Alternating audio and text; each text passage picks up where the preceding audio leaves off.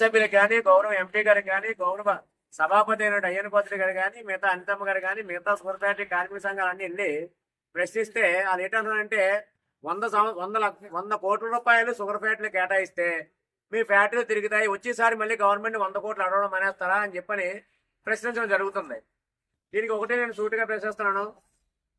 200 రూపాయల పెన్షన్ రాష్ట్ర ప్రజలకు ఇస్తున్నప్పుడు పెన్షన్ 60 సంవత్సరాల ప్రజలకు కానీ, అదేవిధంగా మహిళలకు కానీ, లేకపోతే వితంతులకు కానీ 2 సంవత్సరాలు పెన్షన్ ఇచ్చినప్పుడు దాన్ని 400 పెంచమని చెప్పని జనాలు ఏమైనా గవర్నమెంట్ అడిగారా?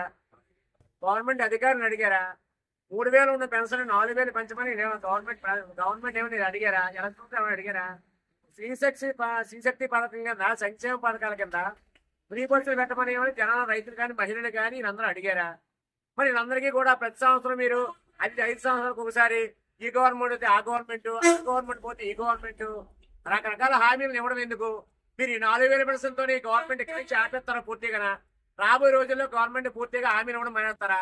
ముందు పథకాలనే కంటిన్యూ చేస్తూ రాబోయే రోజుల్లో ఏ గవర్నమెంట్ వచ్చినా సరే ఉచిత పథకాలు కానీ, లేకపోతే 4,000 పెన్షన్ 5,000 చేయడం కానీ, లేకపోతే మహిళలకు ఇచ్చే 1,500 కార్యక్రమాన్ని 2,000 చేయడం కానీ, రైతుకి ఇచ్చే 18,000ని 20,000 చేస్తాం కానీ, లేకపోతే 25,000 చేస్తాం కానీ, 30,000 చేస్తాం కానీ, మీ అధికార పార్టీలు కానీ, అపోజిషన్ పార్టీలు కానీ, ప్రతిపక్షాలు కానీ మీరు హామీలు ఇవ్వకుండా గవర్నమెంట్ నడిపించగలరా?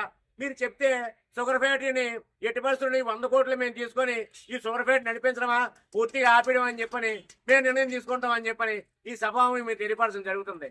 మీరు కష్టపడి పండించిన రైతుకి గిట్టుబాటు ఇవ్వకపోయినా చెప్పి కూడా మా షుగర్ ఫ్యాక్టరీని నిలబెట్టుకుంటాము, మరో మాకు నిధులు ఇవ్వండి అని చెప్పని అడుగుతుంటే, అడగలేని దానికి సంక్షేమ పథకాల కింద మీ స్వార్థం కొద్ది మీ పార్టీ అధికారంలో రావడం వచ్చి కోట్ల రూపాయలని సంక్షేమ పథకాల కింద మీరు ప్రకటించేసి మీరు వెళ్ళిపోవడం జరుగుతుంది.